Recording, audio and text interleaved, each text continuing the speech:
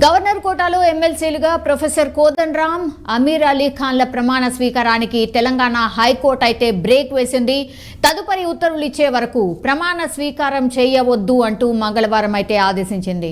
కొత్త ఎమ్మెల్సీలతో ప్రమాణ స్వీకారం చేయించవద్దని పేర్కొంది. గవర్నర్ కోటాలో ఎమ్మెల్సీలుగా ప్రొఫెసర్ కోదండరాం అండ్ అమీర్ అలీ ఖాన్లనైతే కాంగ్రెస్ ప్రభుత్వం నియమించింది. అయితే ఈ నియామకంపై బీఆర్ఎస్ నేతలు దాసోజు శ్రవణ్ అండ్ సత్యనారాయణలు హైకోర్టును ఆశ్రయించారు.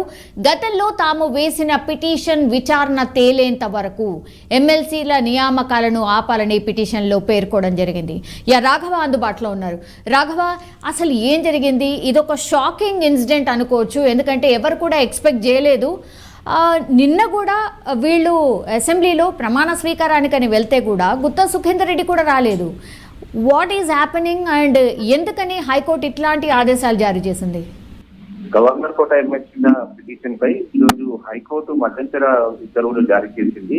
గత ప్రభుత్వ హయాంలో గవర్నర్ కోటాలో అప్పటి ప్రభుత్వం ఇద్దరు పేర్లను ప్రకటించడం జరిగింది. దాంట్లో సత్యనారాయణ పేర్లను సిఫార్సు చేయడం జరిగింది గవర్నర్ కోటాలో. అయితే గవర్నర్ దీన్ని తిప్పి పంపించడం జరిగింది. వీళ్ళకు ఆమోద వేయకపోవడంతో వాళ్ళిద్దరు వ్యవహారం అంశంగానే ఇంకా పెండింగ్ లోనే ఉందని చెప్పేసి చెప్పుకోవచ్చు. ఇలాంటి సమయంలో కొత్త గవర్నమెంట్ లో ఏర్పడినటువంటి కోదండరాం, అదేవిధంగా అమీర్ అలీ వీళ్ళిద్దరికి సంబంధించినటువంటి ప్రమాణ స్వీకార కార్యక్రమం 2-3 రోజుల్లో జరగాల్సింది. అంటే నిన్ననే జరగాల్సింది. రేపు ఎల్లుండికి ప్రమాణ స్వీకార కార్యక్రమం జరగనున్న నేపథ్యంలోనే హైకోర్టు ఈ రోజు మరోసారి బెంచ్ పైకి దాసోజు శ్రవణ్ వేసినటువంటి పిటిషన్ రావడం జరిగింది. దీనిపైన విచారణ జరిపినటువంటి కోర్టు దాసోజు శ్రవణ్ తరఫున న్యాయవాది తన వాదనలు వినిపించడం జరిగింది. మాకు సంబంధించినటువంటి పిటిషన్ లో ఎలాంటి తీర్పు ఇవ్వకుండా ఇప్పుడు ఉన్నటువంటి కొత్తగా ఏర్పడినటువంటి ఎమ్మెల్సీగా ఎన్నికైనటువంటి వారికి ప్రమాణ స్వీకారం చేయకుండా ఆపాలి అని చెప్పేసి కూడా తన వాదనలు వినిపించడం జరిగింది.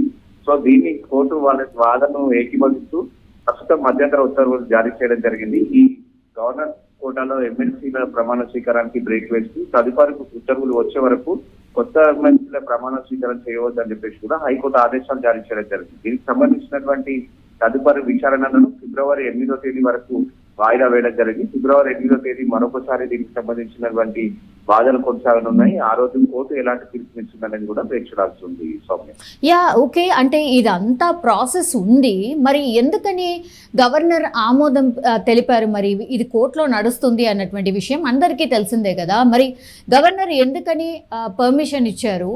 అనౌన్స్మెంట్ అయిపోయింది, వీళ్ళు ప్రమాణ స్వీకారం చేస్తారు అన్న టైంలో బెంచ్ మీదకి రావడం అండ్ స్టే వచ్చేయడం, అసలు ఏం జరుగుతుంది?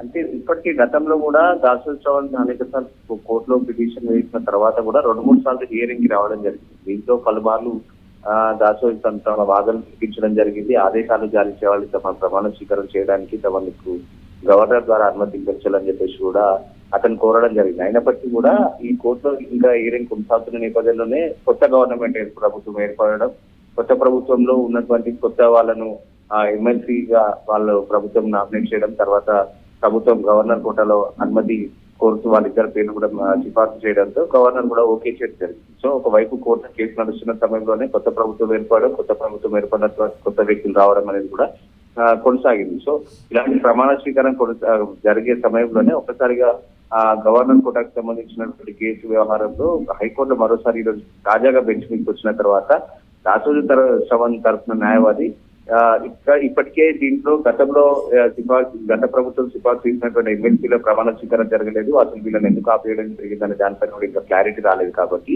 కొత్తగా ఎన్నికైనటువంటి వారిని ప్రమాణ స్వీకారం చేయకుండా ఆపాలి, అప్పటి వరకు దీంట్లో ఎలాంటి నిర్ణయం తీసుకోకూడదు అని చెప్పేసి కోర్టుని కోరడం జరిగింది. దీన్ని కోర్టు ఏకీభవించడం జరిగింది. దీని తర్వాతనే 8వ తేదీకి కేసుకు సంబంధించినటువంటి విచారణ వాయిదా వేయడం జరిగింది. సో మొత్తంగా కూడా చూసుకున్నట్లయితే ఇప్పటికే దాసోజు శ్రవణ్ ని, అదేవిధంగా సత్యనారాయణకి సంబంధించినటువంటి గత ప్రభుత్వం సిఫార్సు చేసినప్పుడు వాళ్ళని ఎందుకు ఆపివేయడం జరిగింది, దీనికి సంబంధించిన కారణాలు ఏంటనేది కూడా కోర్టులో తెలపడం జరిగింది. సో దీనికి సంబంధించిన విచారణ కొనసాగుతున్న సమయంలోనే మరోసారి వీళ్ళ తాజాగా ఎన్నికైనటువంటి ఎమ్మెల్సీల ప్రమాణ స్వీకారం ఆపడం అనేది కూడా ప్రస్తుతం ఆ టాపిక్ గా మారింది. దీనికి సంబంధించినటువంటి చర్చ అనేది కొనసాగుతుంది. సో కోర్టు ఎలాంటి నిర్ణయం తీసుకుంటుంది, అసలు ఏ బేసిస్ తో వీళ్ళను ఆపడం జరిగింది, తర్వాత 8వ తేదీ ఎలాంటి నిర్ణయం తీసుకోవడం జరుగుతుంది అనేది కూడా చూడవచ్చు. జనరల్లీ ఏం జరగవచ్చు రాఘవ, అంటే ఎవరి వైపు ఉండొచ్చు? ప్రస్తుతం అధికారికంగా గవర్నర్ గతంలో పెట్టినటువంటి సిఫార్సు ఏదైతే గత ప్రభుత్వం గవర్నర్ కోటాలో ఉండాల్సినటువంటి ఎమ్మెల్సీలను సిఫార్సు చేయడం జరిగిందో అది గవర్నర్ ఆదేశాలను గవర్నర్ నిర్ణయం మేరకు వాళ్ళని నియమించడం జరుగుతుంది. సో వాళ్ళని తిరస్కరించడం జరిగింది కాబట్టి అది గవర్నర్ ఇష్టానుసారంగా జరుగుతుంది. సో ఇప్పుడున్నటువంటి కొత్తగా ఎన్నికైనటువంటి కోదండరాంతో పాటు మరో వ్యక్తిని ఎమ్మెల్సీగా గవర్నర్ కోటాలో ఆమోదించడం జరిగింది కాబట్టి వాళ్ళిద్దరికి గవర్నర్ ఇష్టపూర్వకంగానే వాళ్ళని ఆమోదముద్ర వేయడం జరిగింది కాబట్టి వాళ్ళు ఎమ్మెల్సీగా కొనసాగుతారు. వాళ్ళ ప్రమాణ స్వీకారం అనేది యథావిధిగా కొనసాగుతుంది. సో గవర్నర్ కోటాలో ఉన్నటువంటి గవర్నర్ ఆమోదించనే వాళ్ళు ఎమ్మెల్సీగా ఎన్నుకోబడతారు కాబట్టి వీళ్ళిద్దరు ఇప్పుడు ఉన్నటువంటి తాజాగా కొత్త ప్రభుత్వంలో ఏర్పడినటువంటి దాంట్లో ఎవరైతే ఇద్దరు ఉన్నారో వాళ్ళిద్దరికి మాత్రమే అవకాశం ఉండే ఛాన్సెస్ ఎక్కువగా కనిపిస్తున్నాయి. అయితే గతంలో ఉన్నటువంటి వాళ్ళు ఎవరైతే దాసు చవాన్ పురసత్నారాయణకి సంబంధించి గతంలో ఎందుకు ఆమోదించలేదు దానికి సంబంధించినటువంటి వివరాలను కోర్టులో అక్కడ ఉన్నటువంటి పబ్లిక్ ప్రాసిక్యూటర్ వీళ్ళందరూ కూడా వినిపించడం జరుగుతుంది. దాని తర్వాత కోర్టు ఎలాంటి నిర్ణయం తీసుకుంటున్నది కూడా వేచి చూడాల్సి ఉంటుంది.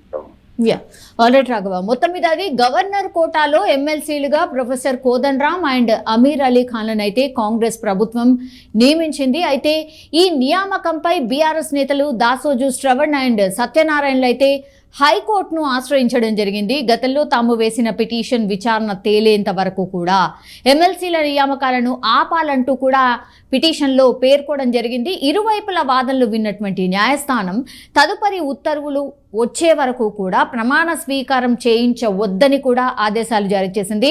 అంతకంటే ముందు ప్రభుత్వం ఎమ్మెల్సీలుగా నియమించడంతో ప్రమాణ స్వీకారం చేసేందుకు కోదండరామ్ అండ్ అమీర్ అలీ ఖాన్లు సిద్ధం అయిపోయారు కూడా. అండ్ మండలి చైర్మన్ అందుబాటులో లేరని చెప్తూ ప్రమాణ స్వీకారంపై అయితే ఒక హై డ్రామా కూడా కొనసాగింది. ఇంతలోనే కోర్టు తాజా ఆదేశాలు జారీ చేయడంతో ఈ వ్యవహారం ప్రస్తుతం అయితే రాజకీయంగా మరో ట్విస్ట్గా అయితే మారిపోయిన సిచ్యువేషన్ స్పష్టంగా కనిపిస్తోంది.